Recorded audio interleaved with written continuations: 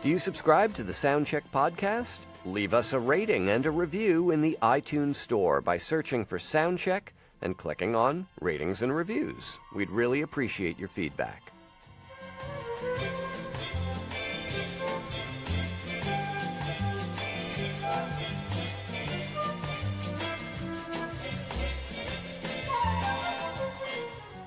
WNYC reminds you to brush your teeth regularly and floss at least twice an hour. Your heart is pressing, blinding sunlight, pedaling earth.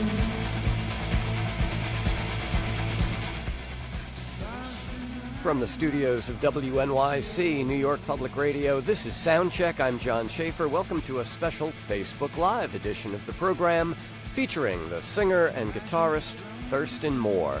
He blazed all kinds of trails in music with the band Sonic Youth, but even while he was doing that, he had lots of outside projects going. His latest is a solo album that was released last month, and we're going to hear a couple of tracks from it today. It's called Rock and Roll Consciousness.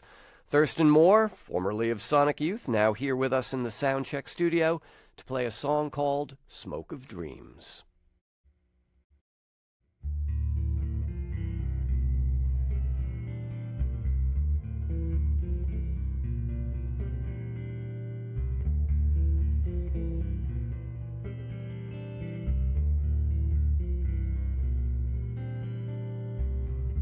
Smoke of dreams, they pull you in to the crazy city's dim light, and the silhouettes that fall from grace, and they are laughing in love. Smoking ghosts find pleasure in your funny presence, sweetheart. They risk capture to be crushed, aroused in tune to cheat machine.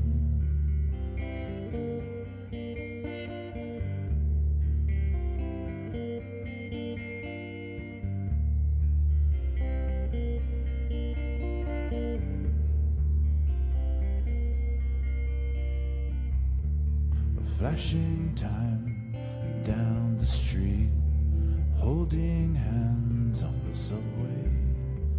And the smoking spirits, they will take you in. They wait for you in the shadow. New York City is everything. Sing the ghost dance healers.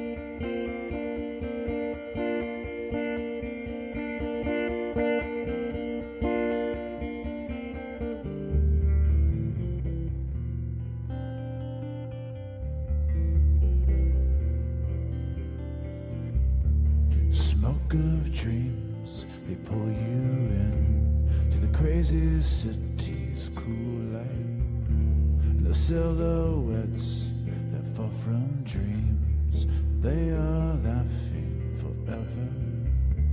Smoking ghosts find their way inside your funny heart, girl. Flashing time down the street, they wait for you in their shadow.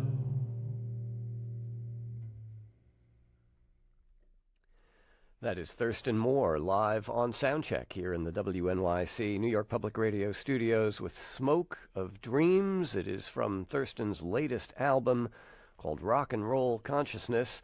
Great to have you back with us here in New York. The song does specifically mention New York City once. It does. But the whole song has the air of someone looking at New York from afar. Sleeping on a park bench. Now, you're still living in London and have been for a number of years now. Yeah, but New York is my hometown. I mean, I always say I live in New York. I mean, I've lived here since I moved here in the spring of '77, and I kind of was sleeping on couches in late '76. No, it'll always be my home. But I'm a U.S. citizen. I live in London for the sake of just it's a new place to live, and and it allows me to get to the rest of Europe really much more readily. Yeah, that's for sure. And so I do a lot more. I guess I do a lot more work there than I do here in the USA these days. Yeah, although you were for so long such a fixture, not just on the rock scene here in New York, but also the experimental / new music scene as well. Are you able to do that in Oh London? yeah, totally. Yeah. I mean, the relationship between New York and London has always been pretty tight. So I mean, when I relocated there, I had some friends there. I mean, Christian Markley lives there. We hang out a little bit. There's a couple other like New Yorkers who are sort of in London these days that I see. People from DC and And if you would move to Berlin, there'd be even more of us there. Yeah. So I mean, as they keep putting walls up, we keep tearing them down. Let's put it that way. But that song, Smoke of Dreams, I mean, a lot of your lyrics tend to be elusive, and elusive, which is great, which, allows the listener to kind of figure out, well, what is this song about? And for me, it is a song of kind of nostalgia for the city, it seems. I don't know if you were feeling that when you wrote it. I guess nostalgia is an okay word for it. I mean, I actually pulled a lot of the lines from poetry notebooks, from different poems that sort of were written in New York and were inspired about being in New York. Yeah. And I sort of put them together in a semi-cut-up way, and it created this song. So it's a pastiche of lines and moments through the years of that songs that words that sentences that were my feelings about New York City, and the song sort of was more about just thinking about more about like the 1980s, I think, like the early 80s specifically, and being in New York, and just when you're kind of young, and I was in my early 20s, and where your ambitions don't really sort of extend themselves beyond just the next day, right? Or getting that Monday night audition at CBGB or something. These kind of attaining these goals, and it's like, but the actual real goal is just the journey. I mean, it's just like continuing, and sort of that kind of having that mindset, and not really remembering the poverty so much. But if you do remember the poverty, it's a really sort of New York poet thing of Ginsberg and Kerouac, and where poverty is holy, Yeah. And it's like, so I that's sort of what I'm sort of, I guess, putting in this song, which I've never really played. Like, I just played it. You allowed me to play it without a pick. I played it with my thumb, and I just never did that ever. Even in sitting on the couch, and so I decided to do it just now, and it's kind of it's beautiful. An experiment. Yeah. Thurston Moore gets experimental on Soundcheck. So the album's called Rock and Roll Consciousness, and up until the 1990s, the field of neuroscience had very little interest, very little to do with music. And since then, it's just been like, a major target of exploration for neuroscientists around the world. And a lot of it is like dealing with consciousness. What does it do? What is consciousness? What does music do to kind of alter consciousness and stuff? I don't know if any of that was playing into what you were I don't know if thinking. I could really correctly define the word consciousness. I always think of it as this word that sort of pertains to the practice of meditation, where you can sort of attain that relationship between the physical and the metaphysical, and getting into this place where you feel like at one with the universe. It's all comes from a lot of Buddhist tenets, and those are things that I would read about when I was teaching at Naropa University's summer writing workshop the last 5 years. Out in Colorado. Yeah, in Boulder, Colorado. And that workshop was called the Jack Kerouac School of Disembodied Poetics. It was founded in 1974 by Allen Ginsberg and Ann Waldman. And the faculty there is always, through the years, has been completely amazing. It'd be like William Burroughs and Kathy Acker and Diane DePrima and Joanne Kiger and Gregory Corso and Cecil Taylor and on and on. Wonderful. And when Ann Waldman, the poet, came up to do some readings up in Northampton, Massachusetts, where I was living all through the early 2000s, she saw that I was very, very involved with archiving post-war poetry, like underground publications, and just really teaching myself about contemporary poetry just through the documents.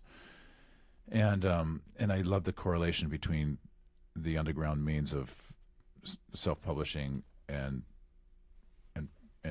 do it yourself, and punk rock and that whole thing. And I love the relationship between that literature and rock and roll music, from Bob Dylan to Patti Smith and to so much more. Yeah. Anyway, so Anne had asked me to teach at her school, and I eventually did, and I've been teaching there the last 5 summers. This will be the first summer I haven't done it since, and just because of my tour schedule for the most part.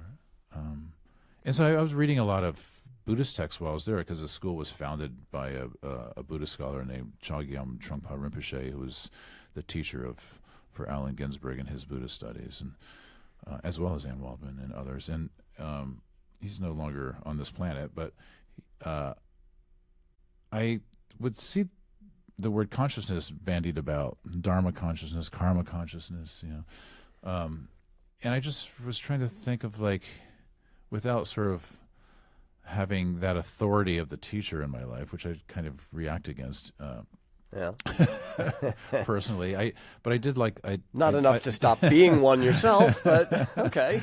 But I do like the philosophy of so much that's inherent in the literature of Buddhism, and that word consciousness was always there. And I was like, where do I find my consciousness? Where's my meditation?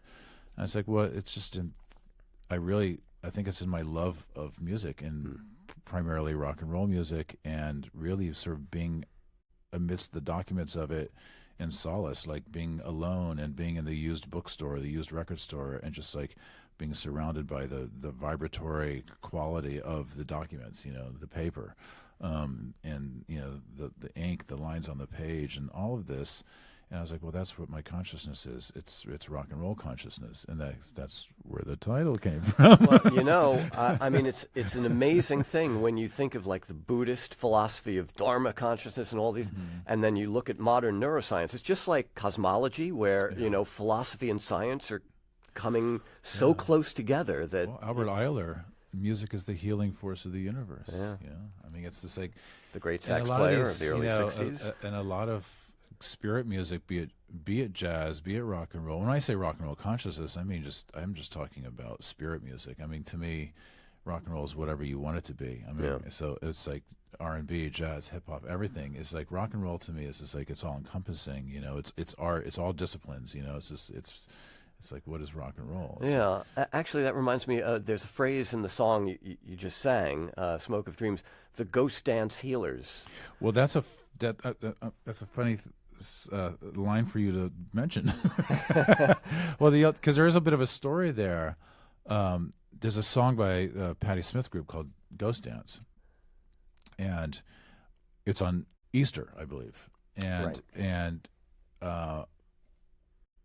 Ann Waldman, who's a dear friend of mine and a mentor, was having some health issues, and she got through it by really getting involved with music and singing this song "Ghost Dance" by Patti Smith, and I performed it with her a few times, and we recorded it, and she would play it, and she would play it, and she got through her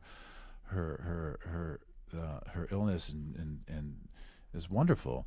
And was it that song that sort of was instrumental in it? Yeah, I think maybe it was. Yeah, it was like it was beautiful. And so in this song, I have this line, "New York City is everything," which comes from an actual poem I wrote, and I added "Sing the Ghost Dance Healer." Sing the Ghost Dance Healers, and that is from that experience I had, working with her, and she's very dear friends with Patti. They came up together, and so that's my bit of a call to them. And so for you to bring that line out is funny, because I don't think anybody would ever sort of ask me about that question. So now. Well, the reason I did is because, do you know the Ghost Dance religion, the Native American religion of the 19th Which I think century? Patti's song I think is that's referencing. Yeah. So it's just, it was kind of a striking turn of phrase.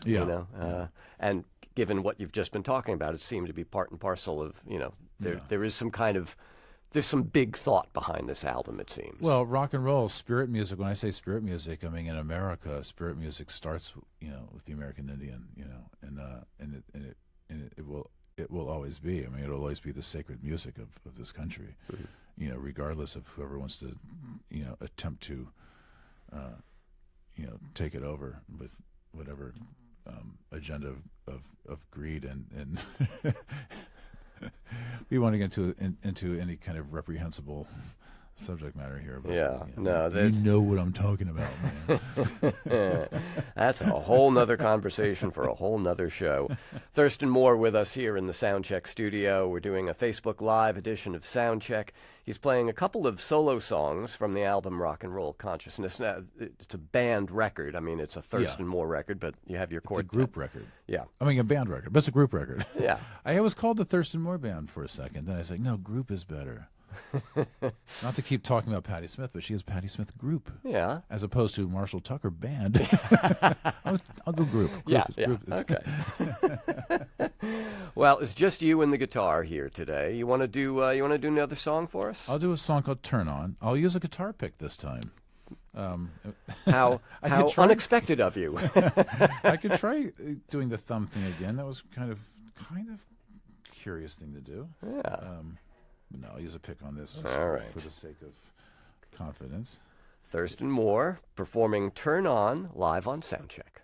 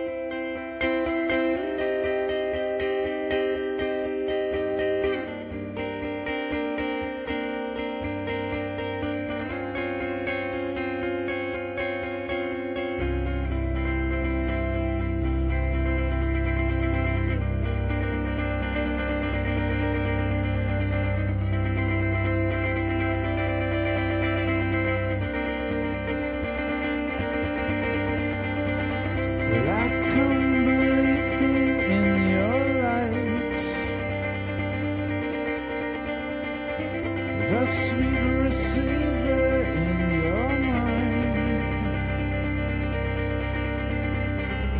Turn it up all the way to hear you come and save the day. It's loud and clear, your signal, dear. Turn it on and take us out of here. Turn it up, we're in the red. Bring us back to the free Godhead. Turn on your TV beam. Turn on to the angels sing. Turn on the radio dream. Turn on your Godhead lights.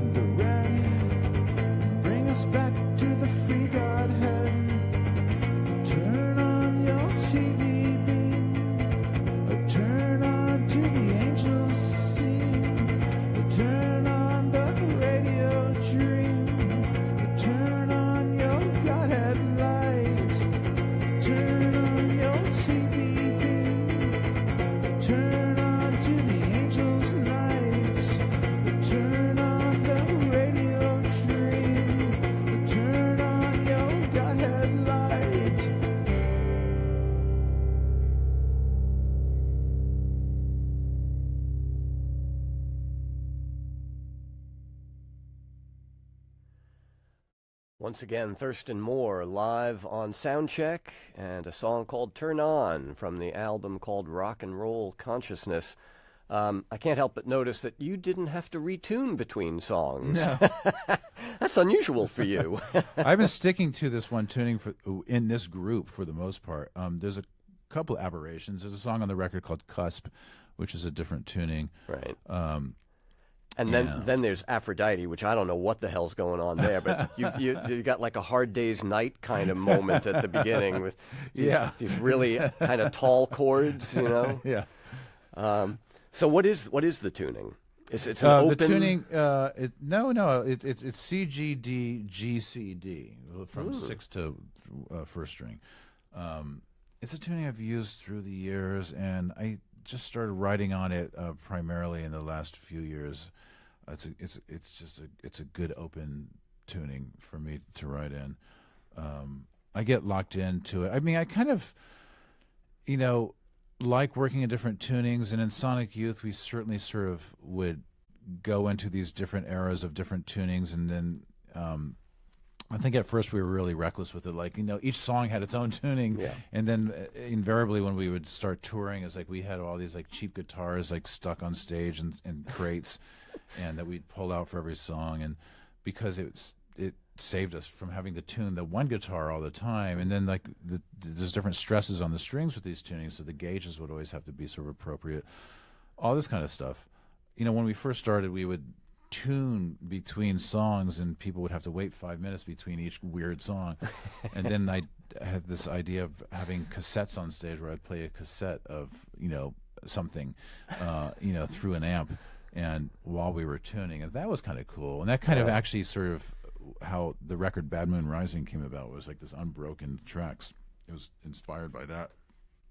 But then we were able to sort of get more guitars, and that allowed us to do that. But I was always a little embarrassed by it, especially in the 80s, like when the advent of like young bands who were playing like hardcore music, coming out of punk rock and having this real economy of expression. Right. It's like one guitar and like this kind of like this one idea of like what a song can be, and everybody sort of adhered to it. And I really like that community of expression. And I felt like we were just like, this band that was just from the outer limits, and hardcore kids would look at us and go like, "Yeah, artsy bands rule," And I was like, "Oh no, we're just like you," And but it was always great running into like-minded groups who were in that world, like the Butthole Surfers or the Birthday Party or Einsters and the Neubauten, and so that was really always good. And then of course, I think it became. People kind of started liking what we were doing. Yeah. At first, I was just like, "Oh man, we're like so like But right now, I like the I like this. I like having one guitar. Yeah. It makes sense for me. The more there's less weight you carry. Well, you must have heard the rumors that have been going around for years now about an instantly tunable guitar with like an onboard computer that remembers the tuning and adjusts automatically the strings to. So I'm not interested in that. I mean, it is kind of like, it would be kind of cool to push a button and all of a sudden that tuning would be in there. But a lot of it has to do, like I said earlier, with string gauge. Yeah, right. And, so it's not going to like change the string for you. I mean, if it's, it's like if you have like a robot guitar tech, it would be kind of cool. Guitar techs are, really important people, and if a band can ever get to the place where they can actually afford to employ a guitar tech, man, you're doing good. Then you've made it. I'm my own guitar tech these days, and I don't mind it. But I like the physicality of the guitar. I love being able to change those strings and everything about it. I like sort of taking care of my instrument, but. Oh man, there's a great privilege to be catered to when you have guitar techs like handing you a guitar that's perfectly in tune and the strings are new, and you're just like, that confidence is unbeatable. Sure beats playing a cassette for 5 minutes in between each song. Unless that cassette is of guitar tuning, which would be like a super meta thing to do. Well, we used to play cassettes on stage, just really like push buttons. Like I'd play like Pat Benatar, like "Love Is a Battlefield" or something.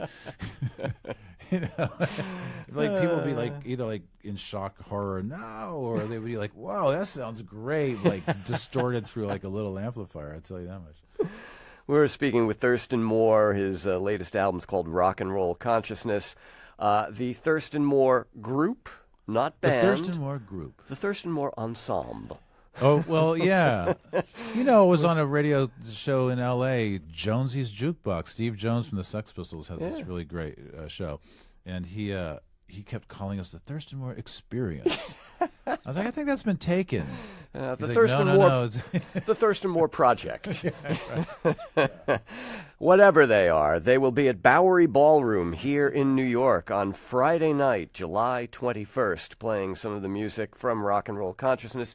How many guitars will you be touring with? Well, we'll each have our own guitars. I mean, it would be nice to have at least two each, but we haven't been doing that. It's been one each. So we haven't been playing certain songs that are in different tunings. And I would like to play Cusp live. Yeah, it's a know, great so, song. you know, It's the one we heard a little bit of just at the top of Yeah. the segment. We're going to wrap up with Aphrodite. So what are these chords that start the song? Aphrodite is this chord that goes. Yes, I know you can play it, but can you tell me what it is? Those are those chords, and so I had that chord run just like that, and I was like, okay, now I need a song. One thing led to the other, you know. Yeah. Well, as they say, well begun is half done. So it's a terrific song. It's a great record. Thurston, it's been a pleasure to have you back here Thank you in for our having New York me. I studio. appreciate it. This is Soundcheck.